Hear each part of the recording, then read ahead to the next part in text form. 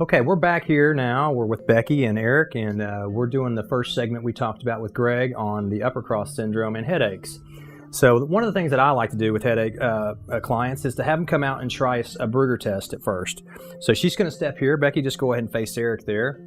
And to do the Brugger test, what you want to do is place your hand on top of the forehead and then come in and palpate the suboccipitals with the index and the thumb.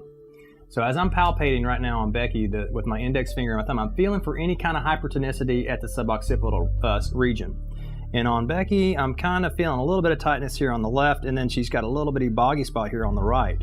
So what we're going to do is have her sit down as I hold on to this. So she's going to sit down on the table, which is taking her out of gravity.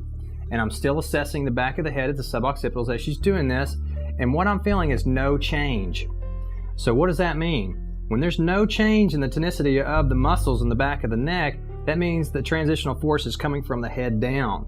So she still has there's something in the neck that is fixated and is not loosening up as she sat. If she was standing, go ahead and stand back up again.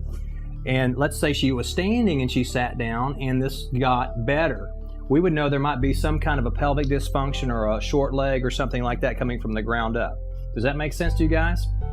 Good. So what we're going to do now is kind of look at an upper cross, other places in the body where this could be affecting a head-on neck problem. And Erik's going to talk a little bit about that. What do you see, Erik? Right. Well, let's turn you sideways here and talk about a typical upper cross syndrome, which Becky does not have, which most of you have already seen. The shoulder girdle tends to roll forward on the rib cage, sometimes the scapula wing.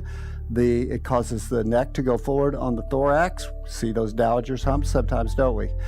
And as that comes forward, the neck starts to move forward and the head has to cock back through the OA joint, the occipital anal condyles, to level the eyes. So we've all talked about this. You've talked about this and studied this in school.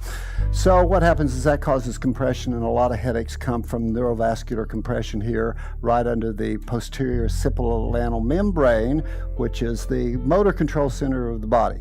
So even though Becky doesn't have this, we are going to demo an upper cross syndrome pattern, which means that we're going to try to correct the imbalances, typically tight pecs, weak scapular stabilizers, rhomboids, lower traps, stuff like that.